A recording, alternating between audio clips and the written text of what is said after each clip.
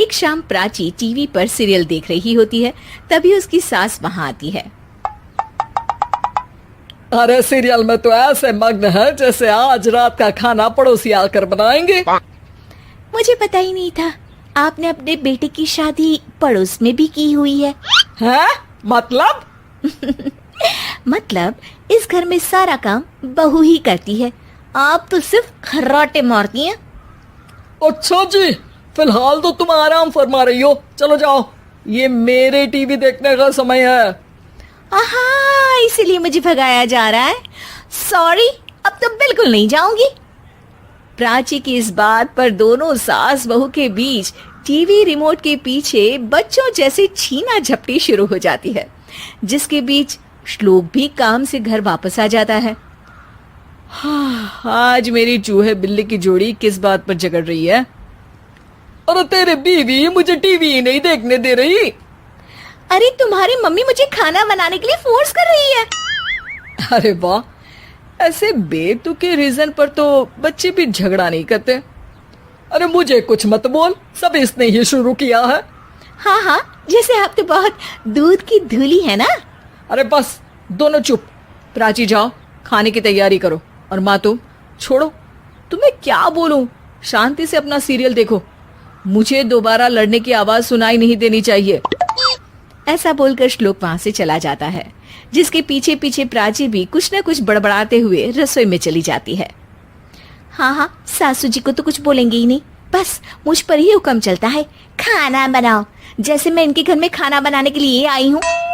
इसी तरह शाम बीतती है और रात को श्लोक और प्राची की सास खाना खाकर सोने चले जाते हैं, लेकिन प्राची गुस्से में कुछ खाए बिना काम में ही लगी रहती है। इस घर में किसी को घंटा फिक्र नहीं पड़ता, मैं खाऊं या भूखी रहूं। प्राची कुछ देर के लिए रसोई से बाहर जाती है और जैसे ही वापस आती है तो वहां दूध का भरा ग्लास देखकर हैरान रह जाती है। फिक्र पूरी है, बस दिखाना नहीं है। प्राची दूध पीकर सोने चली जाती है और अगली सुबह एक बार फिर सास बहू का कार्टून नेटवर्क स्टार्ट हो जाता है। ये तुमने ही किया है। अरे अजीब जबरदस्ती है, मैं बोल रही हूँ मैंने कुछ नहीं किया। दोनों ने मिलकर पूरे घर को पागल खाना बनाया हुआ है। यहाँ कोई नॉर्मल इंसान तो रह ही नहीं सकता, इसीलिए अब पड़ोसी क्या रिश्तेदार भी घर आने से कतराते हैं। और सुन बेटे, तू भी चंगा, तेरी माँ भी चंगी, तेरी बीवी भी चंगी, रिश्तेदार। हाँ जी, आपको नहीं पता क्या, गंगाधर ही शक्तिमान है, रिश्तेदार ही। हाँ हाँ, बस समझ गया। कभी जानवरों जैसे लड़ेंगी तो कभी जुगलबंदी करेंगी। भाई मैं आप दोनों के बीच में नहीं फंसना चाहता। सास बहू की इस मनमौजी जोड़ी से परेशान होकर श्लोक अपना सिर खुजलाता वहां से चला जाता है। चलो अब मैं भी कीर्तन में जा रही हूँ।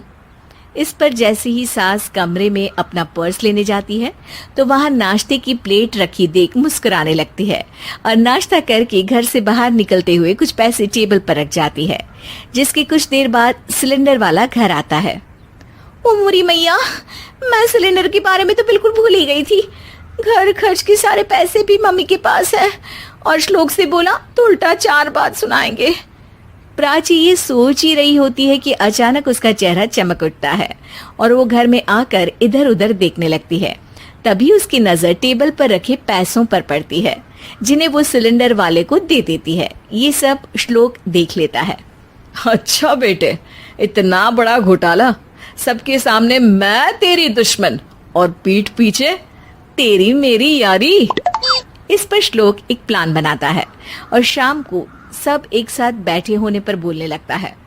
माँ, तुम दोनों की बहुत लड़ाई होती है, इसलिए मैं सोच रहा हूँ कि प्राची को उसके घर छोड़ाऊं, इससे वो भी खुश रहेगी और तुम भी। अचानक श्लोक की ये बात सुनकर सास बहू शौक से उसकी तरफ देखती हैं।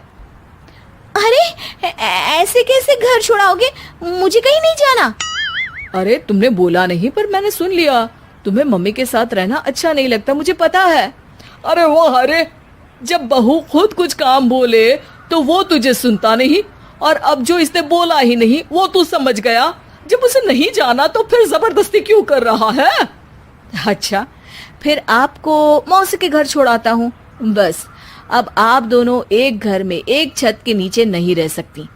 मैं इस टॉम एंड जेरी की जोड़ी को और नहीं झेल सकता। है? ऐसे कैसे नहीं रह सकते?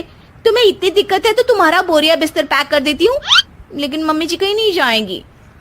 बिल्कुल यही सुनना था मुझे। अगर दोनों में इतना ही प्यार है फिर हर वक्त ये लड़ाई का नाटक क्यों करती हो? देखा मैंने कैसे माँ किचन में दूध रखती है और तुम उनके लिए कमरे में नाश्ता रखती हो, और कैसे वो पहले ही तुम्हारी दिक्कत समझकर घर में पैसे रखकर बाहर जाती है। अरे भाई, इतना ड्रामा तो डेली सोप में भी नहीं होता जितना तुम दोनों ने इस घर में फैलाया हुआ है। तू हमें टॉम एंड जेरी बोलता है ना, तो याद कर वो दोनों भी एक दूसरे को बाहर वालों की बुरी नजर से बचाने के लिए हमेशा सबके सामने लड़ते थे, लेकिन अकेले में दिक्कत के समय मदद भी तो करते थे। बस हमारा रिश्ता भी कुछ ऐसा ही है। और वैसे भी अगर सास बहू में तू मैं नहीं होती तो दुनिया वालों को कहानियां कैसे मिलेंगी?